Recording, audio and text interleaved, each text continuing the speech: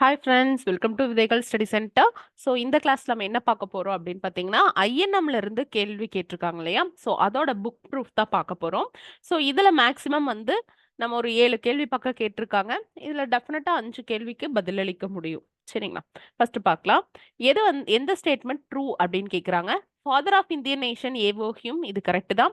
First president of INC வந்து பார்த்தீங்கன்னா SN பானர்ஜின்னு கொடுத்துருக்காங்க. நம்ம அவசரத்தில் ஏதோ பானர்ஜின்னு போட்டுறக்கூடாது. டபிள்யூசி பானர்ஜி தான் நமக்கு தெரியும் இல்லையா? அடுத்து எஸ்என் பானர்ஜியோட அமைப்பு தான் வந்து இந்தியன் நேஷனல் லிபரல் ஃபெடரேஷன் அப்படின்னு சொல்லி கேட்டிருக்காங்க. இது கரெக்ட் தான். மூணாவது கரெக்ட். ஸோ இது புக்ல எங்க இருக்கு அப்படின்னு பார்த்தீங்கன்னா 10th நமக்கு இருக்கு. இங்க பாருங்க, ஏவோ ஹியூம் தான். அடுத்து டபிள்யூசி பானர்ஜி, இவங்க தான் வந்து முதல் கூட்டத்தை தலைமை தாங்கியிருக்காங்க. ஸோ இது வந்து நமக்கு 10th புக்லயே வந்து இருக்கும். சரிங்களா?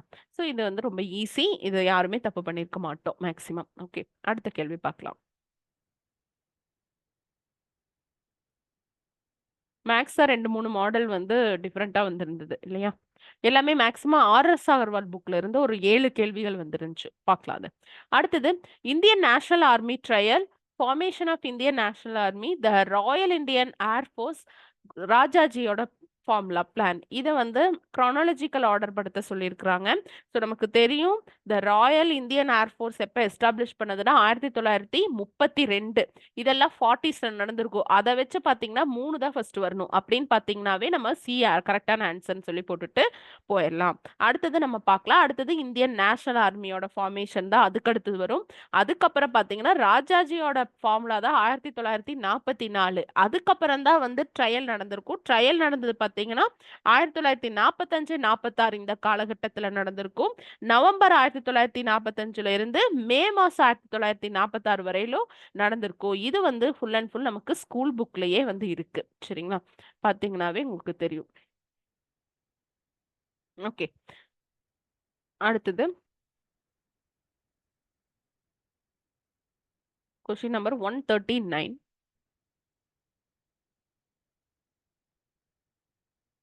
எஸ். இது பாருங்க, 1801 British attack Sivaganga with a powerful army. ஆமா. அதனால மருது பிரதர்ஸ் வந்து சின்ன மருதுவுக்கு வந்து அடைக்கலம் கொடுத்தாங்க அப்படின்னு சொல்லி சொல்றாங்க. ஓகே. அதாவது ஊமத்துரைக்கு குடுத்தாங்க அப்படின்னு சொல்றாங்க. இது 2மே கரெக்ட். இவங்க வந்து பார்த்தீங்கன்னா, சின்ன மருது வந்து ஜெயில்ல வச்சிருப்பாங்க. இது நம்ம அந்த பாளையக்காரர் லெசன் இருக்கு இல்லைங்களா? 10th 6th லெசன்லயே வந்து இது இருக்கு. ஓகே. ஸோ அவங்க என்ன பண்ணுவாங்க அப்படின்னா, ஜெயில்ல இருந்து தப்பிச்சு வந்துட்டு கமுதியில ஒளிஞ்சிருப்பாங்க. ஊமத்துரையும், செவத்தையாவும். ஸோ கமுதியில இருந்து அவங்களோட மருது பிரதர்ஸோட தலைநகராக விளங்கக்கூடிய சிறுவயலுக்கு கூட்டிட்டு வந்துருவாங்க. ஸோ இப்ப வந்து ஆங்கிலேயர் என்ன சொல்லுவாங்க, நீங்க எங்கள இந்த ஊமத்துரைய ஒப்படைச்சிருங்க எங்ககிட்ட அப்படின்னு ஆங்கிலேயர் சொல்லுவாங்க. அதுக்கு ரெஃப்யூஸ் பண்ணியிருப்பாங்க மருது பிரதர்ஸ். ஸோ அதனால அட்டாக் பண்ணியிருப்பாங்க. 2மே சரியானதா தான் இருக்குது. ஸோ இட் நாட் எக்ஸ்பிளனேஷன்ல it's a correct explanation. So C தான் இதுக்கான சரியான விடையா இருக்கு. சரிங்களா?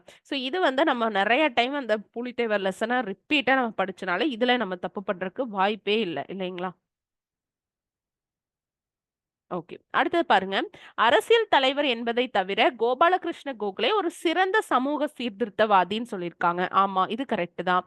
ஏன்னா இவர் வந்து பாத்தீங்கன்னா சர்வன்ட்ஸ் ஆஃப் இந்தியன் சொசைட்டி அப்படிங்கிறத நடத்தியிருப்பாரு. என்ன வருஷம்? 1905 வந்து நடத்தியிருப்பாங்க. இது வந்து பாத்தீங்கன்னா 12th புக்லயே உங்களுக்கு வந்து இருக்கு. ஒரு பாக்ஸ் கண்டென்ட்டாவே 12th புக்ல உங்களுக்கு கொடுத்திருப்பாங்க. சரிங்களா? இதுலமே சிட்டகாங்கலாமே வந்து நமக்கு chronological ஆர்டர்ல குடுத்திருந்தாங்க. ஸோ இது வந்து பார்த்தீங்கன்னா 12th இருக்கும். ஒரு பாக்ஸ் கன்டென்ட் இருக்கும்.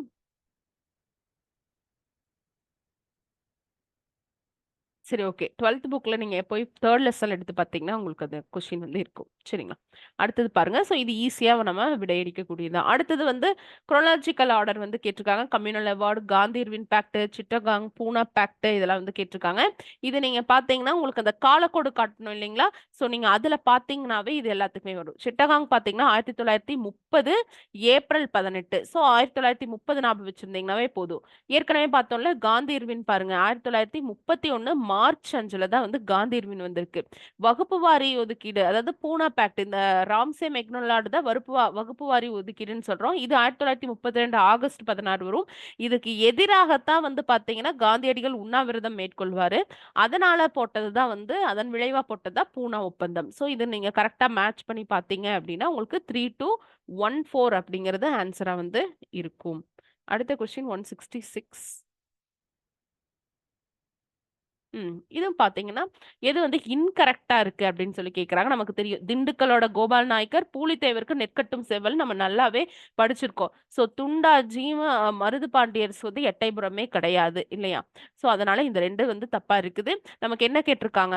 இன்கரெக்ட்லி பேர்டு அப்படி கேட்டிருக்காங்க. அப்ப எது ஆன்சர்? 2, 3 தான் கரெக்ட். இந்த கரெக்ட் பேர், இன்கரெக்ட் பேர வந்து நம்ம கரெக்ட்டா வாசிக்காம தவறு பண்ணியிருக்காங்க. சும்மா 10த்ல பாருங்க. திண்டுக்கலோட கோபாலன் நாயக்கர் மலபார்ல தான் கேரளா வருமா. துண்டாஜி எல்லாம் பார்த்தீங்கன்னா, கிருஷ்ணப்பாவும், துண்டாஜி எங்க மைசூர்.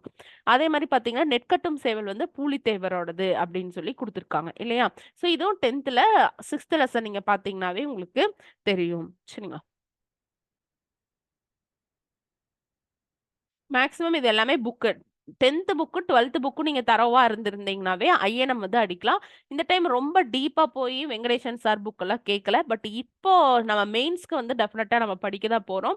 ஏன் அப்படின்னு பார்த்தீங்கன்னா, நமக்கு மெயின்ஸ்ல வந்து எவ்ளோ மார்க்குக்கு கொஸ்டின் கேட்குறாங்க? 150 மார்க்கு கேட்குறாங்க. 50 மார்க் தான் என்னது ரீசனிங் வருது. ஸோ, அதனால நம்ம அது நல்லாவே படிக்கணும். எல்லா ரெஃபரன்ஸ் சோர்ஸும் படிக்கணும். சரிங்களா? அடுத்தது எந்த பார்ட்டி வந்து ஆன்டி நான் கார்ப்பரேஷன் நான் கோப்பரேஷன் லீக் வந்து மெட்ராஸ் பிரசிடென்சில இருக்கு. மദ്രാஸ் மாகாணத்தில் ஒத்துழையாமை இயக்க எதிர்ப்பு சங்கத்தை தொடங்கிய கட்சி எது அப்படின்னா, அது ஜஸ்டிஸ் பார்ட்டி தான். சரிங்களா? ஸோ இதுதான் வந்து உங்களுக்கானது. ரொம்ப ஈஸி. ஒரு கொஸ்டின் தப்பாகலாம். மத்தது எல்லாமே நம்ம கரெக்ட்டா வந்து போட்டுருப்போம். ஓகேங்களா? நம்ம ஒரு நியூவா ஒரு பேட்ச் ஸ்டார்ட் பண்றோம். என்ன அப்படின்னா, எல்லா ஆல் அவுட் சோர்ஸ் புக்கையும் நம்ம வந்து படிக்கிறோம். ஸோ இதுக்கான மெட்டீரியல் இப்போ ஒரு நாள் அட்வென்ட் ஆஃப் யூரோப்பியன் அப்படின்னா, அதுக்கு மெட்டீரியல் ஃபர்ஸ்ட்டே வந்து அவுட் சோர்ஸ்ல இருந்து குடுத்துருவோம். அவுட் சோர்ஸ் இருக்கிற பிடிஎஃப்ல கட் பண்ணி குடுத்துருவோம். அந்த மாரி நம்ம சிவா புக் கம்ப்ளீட் பண்ண போறோம். Laxmikanth book, Venkatesan sir book, Dharmaraj, தேவிரா, Majid Hussain geography book, Poonam Dalal Dahiya book வந்து history, policy note, Tamilarasu magazine. இப்ப தமிழரசு மேகசின் பார்த்தீங்கன்னா 2 மாசத்துக்கு உங்களுக்கு குடுத்துட்டு, அதிலிருந்து கொஸ்டின் கேட்போம். இது எல்லாமே ஒரு குரூப்ல கம்யூனிகேட் பண்ணுவோம். எப்ப டெஸ்ட், என்ன ஏது எல்லாமே அதுல கம்யூனிகேட் பண்ணுவோம். ஸோ பேட்சோட டீட்டெயில் வேணும்னா டிஸ்கிரிப்ஷன்ல நம்பர் இருக்கு பாருங்க. 7867945526 அந்த நம்பருக்கு கால் பண்ணியோ, இல்ல வாட்ஸ்அப் பண்ணியோ கேட்டுக்கோங்க ஃப்ரெண்ட்ஸ். Thank you.